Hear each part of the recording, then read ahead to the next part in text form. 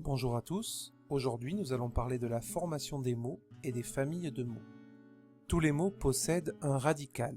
Ce radical, c'est le noyau du mot. Il porte le sens d'origine de ce mot. Prenons par exemple le mot courage. Au radical du mot courage, on va pouvoir ajouter certains éléments.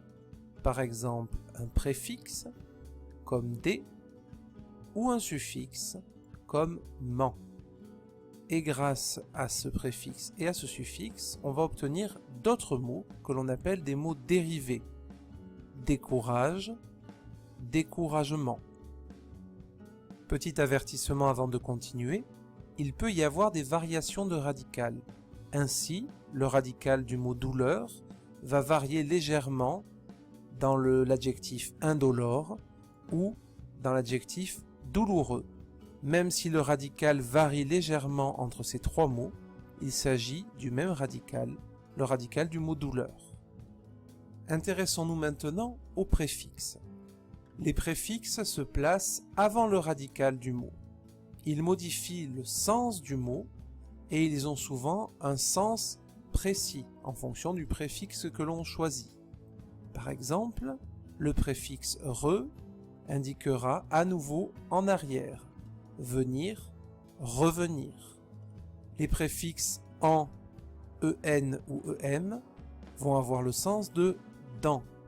Emmener, c'est mener quelqu'un dans un endroit. Les préfixes e et ex vont vouloir dire loin d'eux, hors d'eux. Un expatrié est quelqu'un qui est loin de sa patrie. Il existe bien sûr bien d'autres préfixes avec bien d'autres sens différents. Les suffixes, de leur côté, ne se placent pas avant mais après le radical. Et d'une façon générale, ils vont changer la classe grammaticale du mot qu'ils complètent.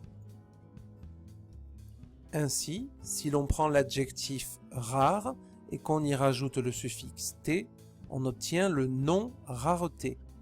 Si on y ajoute le suffixe ment, on obtient l'adverbe rarement. Et si on y ajoute le suffixe fier, on obtient le verbe se raréfier. Tous ces mots ont un sens qui est proche, en revanche, ils ont tous une classe grammaticale différente.